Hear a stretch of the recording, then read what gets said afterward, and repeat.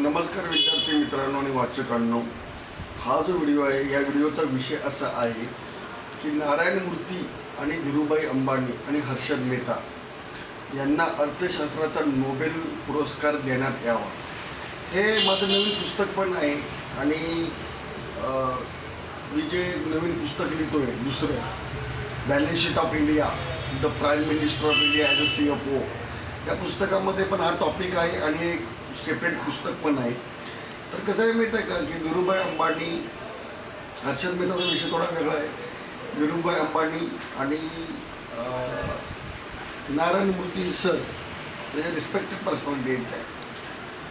तर यांना अर्थशास्त्राचा नोबेल प्राईज का द्यावा हे त्या पुस्तकामध्ये मी विस्तृत लिहिलेलं आहे की त्यांनी एक नवीन सोशलिस्ट इकॉनॉमिस्टला, अर्थशास्त्राला त्यांनी त्यांच्या पद्धतीने नवीन आयाम दिलेला आहे। त्यांचं प्रॉपर डॉक्युमेंटेशन झालेलं नाही आहे, पण धीरूभाईजम आणि इन्फोसिसचे जे संस्थापक आहेत, इन्फोसिस म्हणजे इंडिया फर्स्ट आउटसोर्सिंग कंपनी, त्यांचे चीफ मेंटर, त्याचे फाउंडर आणि त्याचे सर्व सेवा, त्याचा हार्ट नारायण मूर्ती साहेबांची एक सोशल आणि इकॉनॉमिकल पॉलिसी आहे। तर धीरूभाई अंबानीची एक इकॉनॉमिकल पॉलिसी रिफ्लेक्ट होते, नारायण मूर्ती सरांची एक इकॉनॉमिकल पॉलिसी रिफ्लेक्ट होते आणि हर्षद मेहताची पण एक इकॉनॉमिकल पॉलिसी रिफ्लेक्ट होते, जी स्वतंत्र भारतासाठी किंवा एक विकसनशील भारतासाठी किंवा India is the poor country म्हणून जे एक चुकीचा एक हे आहे त्यांना छेद देणारी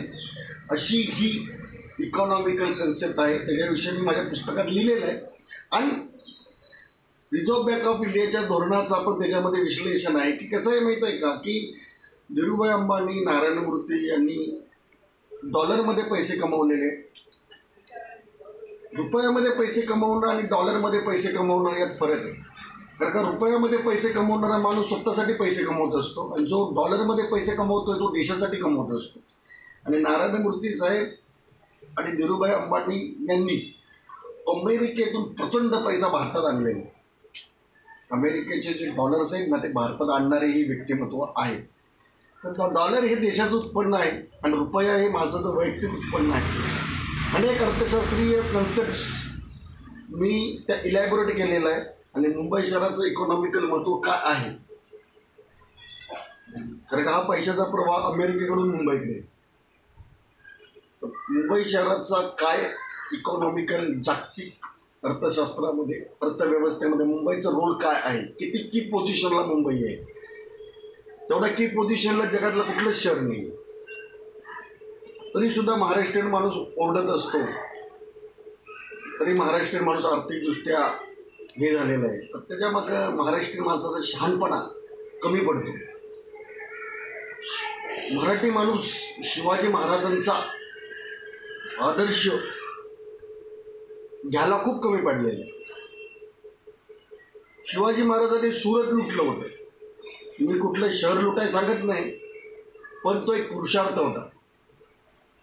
शिवाजी महाराज बोलायचे की मी औरंगजेबाची दाढीच कापून आणणार आहे। संताजी धनाजी यांनी मुघलांच्या ह्याच्यावरचा सोन्याचा कळस कापून आणला होता। आजकालच्या संविधानात्मक युगामध्ये